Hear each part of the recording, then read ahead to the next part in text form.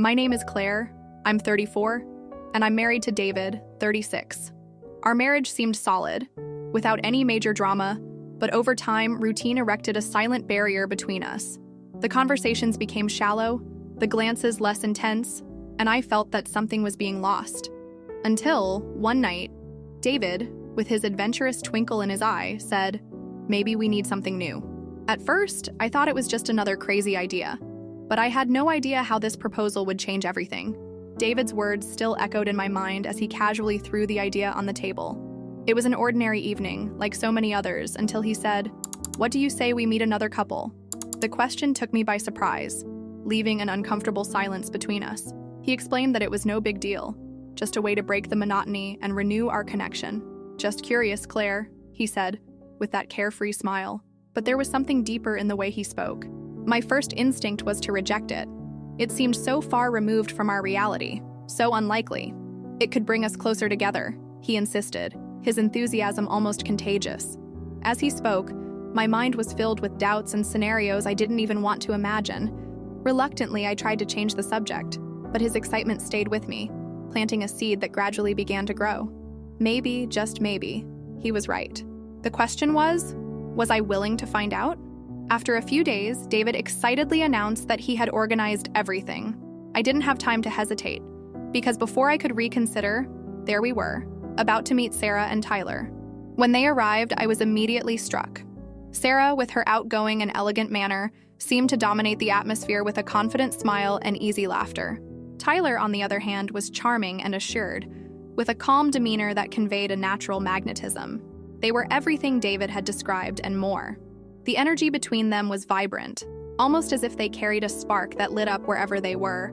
It was impossible not to notice the contrast between our methodical routine and the contagious spontaneity they exuded. As Sarah shared stories with a charming lightness, and Tyler listened with genuine attention, I began to wonder if David was right. Perhaps meeting this couple was more than just an experiment. David chose our favorite restaurant for the date, a cozy place with soft lights and discreet background music that seemed ideal for the occasion. Sarah and Tyler arrived punctually, bringing with them that captivating energy that was already becoming familiar. The conversation flowed surprisingly well, full of laughter and stories that ranged from spontaneous adventures to trivial everyday moments. The naturalness with which everything happened intrigued me. Sarah, with her vibrant presence, easily dominated the table, while Tyler had a way with words that made any subject seem fascinating. David was visibly at ease, laughing and exchanging glances with them as if they were longtime friends. I, on the other hand, was struggling to stay calm. As much as I tried to concentrate on the moment, there was a nervousness growing inside me. The chemistry between the four of us was undeniable, and this only increased my feeling of being in uncharted territory, about to cross an invisible line. When dessert arrived, a carefully divided chocolate tart, I thought the most intense moment of the evening had passed. But then Sarah, with her confident smile and teasing gaze, made the suggestion that made my heart stop. "Why don't we spend a night together, just the four of us?" The table was silent for a second that seemed like an eternity. David next to me showed no surprise. On the contrary, he looked at me with that encouraging smile, as if he already knew what was coming. I, on the other hand, felt a mixture of warmth and discomfort run through my body as I tried to process what I had just heard. Sarah looked calm, playing with her wine glass as if she had just made another casual observation.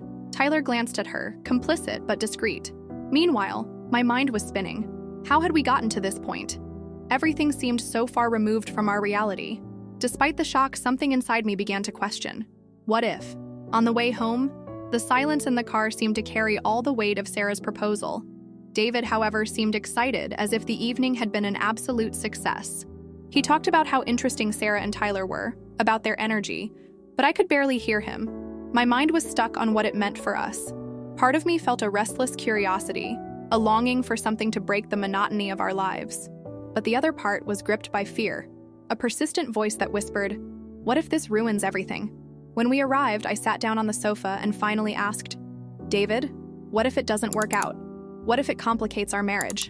He came over, took my hand, and smiled. "Claire, it's just an experiment. Something to bring us closer, to bring back what we felt at the beginning. Trust me." His words were supposed to reassure me, but instead they brought more doubt. Torn between reason and emotion, I realized I was trapped in a dilemma with no clear answer. The following days were a whirlwind of emotions. I hesitated, reluctantly, and analyzed every possible consequence. But in the end, I agreed. David's excitement was almost contagious. He seemed closer to me, more in love, as he hadn't been for a long time. It was as if this plan had rekindled something in him. David took care of every detail with enthusiasm. He chose the wine, the perfect playlist, and even suggested we buy new clothes, something he rarely did.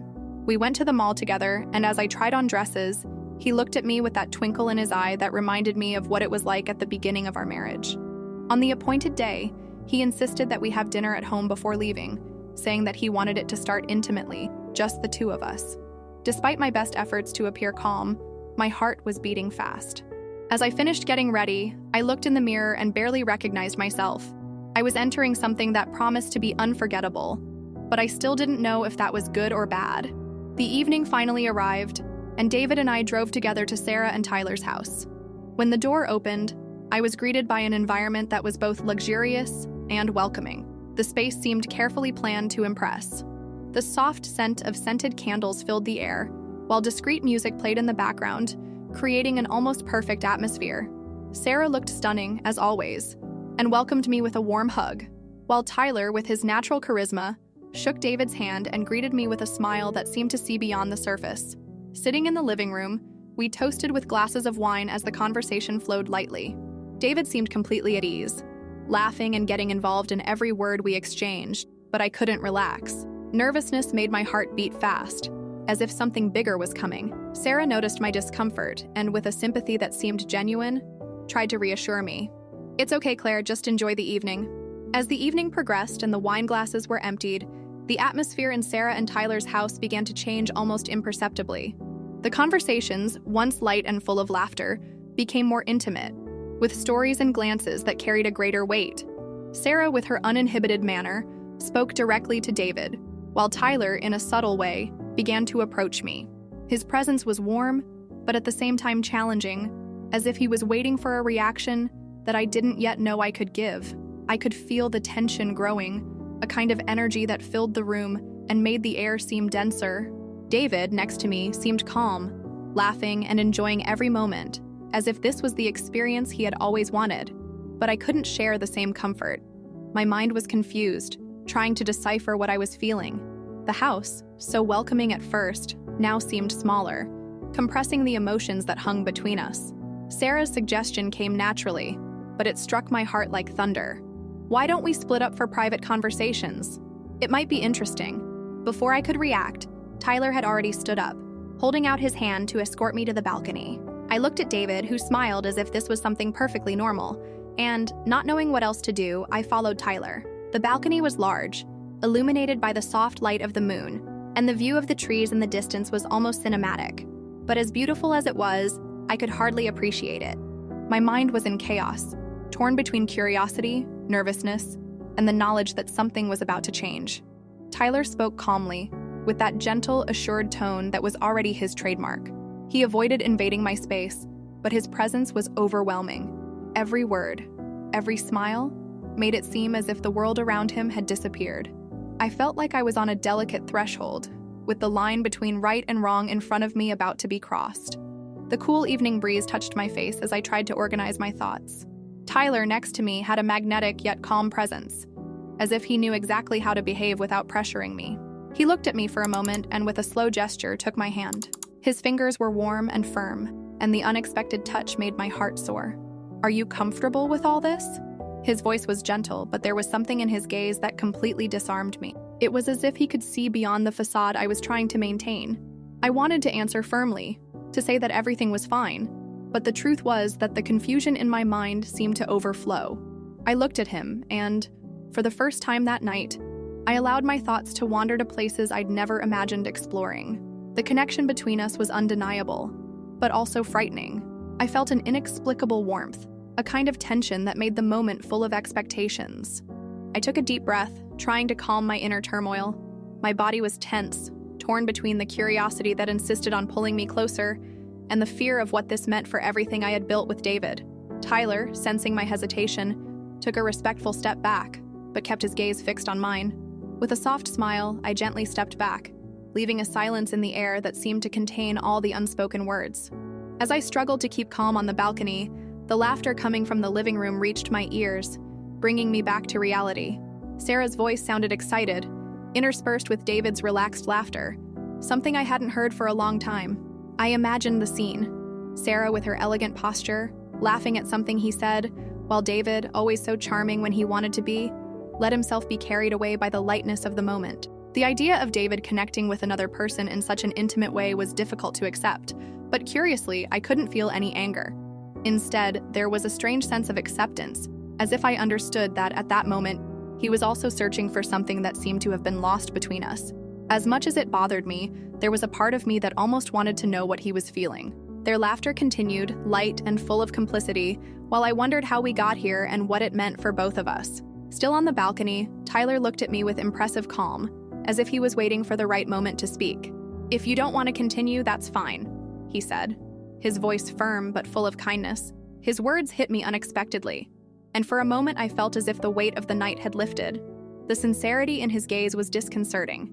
He didn't seem impatient, nor was he trying to influence me. He just gave me space, something I didn't know I needed so much. I took a deep breath and for the first time, realized that control was in my hands. Throughout the whole experience, I felt as if I was being dragged along by David's will, Sarah's plans, and even Tyler's magnetic aura. But in that instant, everything depended on it. It was liberating and frightening at the same time. I knew that any decision I made would have consequences, but somehow having that choice gave me a sense of power that I hadn't expected to find there. When I returned to the living room, still feeling the impact of the conversation with Tyler, my eyes were immediately drawn to David. He was watching me with a calm, almost complicit smile, as if to convey that everything was fine. Sarah stood next to him, relaxed, holding a glass of wine, with the same confident and amused air as always. "I think the evening was interesting for everyone," she joked, casting a light, amused glance at Tyler, who was now settling back on the sofa. Despite the tension that had permeated the evening, the mood seemed lighter, as if we were all relieved to have somehow faced a challenging moment without breaking any irreparable barriers. I sat down next to David, feeling a strange mixture of relief and curiosity. He held my hand, squeezing it gently, as if to say that we were together, no matter what. It was a simple gesture, but loaded with meaning. Something between us seemed renewed. Silence filled the car as we drove home. The road seemed longer than usual, lit only by the headlights that cut through the darkness. David, his hand firmly on the steering wheel, seemed calm, but at one point he reached out and took my hand. "Are you all right?" he asked, his tone soft but full of care. I looked at him and nodded in agreement, but the truth was that everything inside me was in conflict. That night's experience had been intense, full of moments that led me to question things that had seemed so certain before. It was as if Sarah and Tyler had awakened in us not just curiosity, but a desire to re-examine what we were as a couple and as individuals. At the same time, the feeling of being in unknown territory brought insecurity. David's touch on my hand was comforting, a reminder that despite everything, we were together. But I knew that when we got home, I would have to face the storm that now inhabited my thoughts. The next morning, the silence in the house seemed heavier than usual. David called me into the living room to sit down, and I knew we couldn't avoid this conversation. He began with a calm tone, looking straight into my eyes. "I want you to know that for me, what matters is that you feel free, Claire. No pressure, no expectations. I just want us to be happy, whatever path we decide to take together." His words, so sincere, touched something deep within me. He seemed vulnerable, but at the same time sure of what he was saying. It was as if he was offering me not only understanding, but also the chance to reevaluate what it really meant to be by his side. "What about you, David? Are you okay with all this?" I asked, trying to understand what was going on behind his calmness. He smiled slightly and replied, "If it's something that brings us closer together, it's worth it." His words made me realize that this experience wasn't just about spicing up our marriage, but about rediscovering who we were. After the conversation with David, I spent the day reflecting on everything we had experienced. I realized that the experience wasn't just about trying something new in our marriage, but about discovering more of myself. For years, I had defined myself by the role of wife, following a comfortable and predictable routine. However, that night made me face desires and curiosities that I had never explored. It was as if parts of me, previously dormant, were now demanding attention. It wasn't just about Sarah, Tyler, or what happened in that house, but what it revealed about me. I understood that my concerns went beyond the routine with David.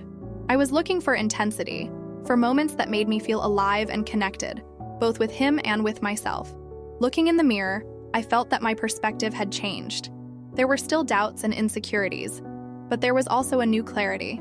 In order to move forward, we had to balance what we are together with what I am alone. After everything, I find myself thinking about how much this experience has changed me. It wasn't just about testing the limits of my marriage, but about confronting who I really am, what I want, and what I fear. Facing these moments made me realize that relationships are built on a delicate mix of trust, freedom, and vulnerability. But I confess that I still have unanswered questions. Did I make the right choice? Does crossing certain boundaries help or hurt the connections we value? So I ask you, would you accept a proposal like this? Would you risk what you already have to explore something new?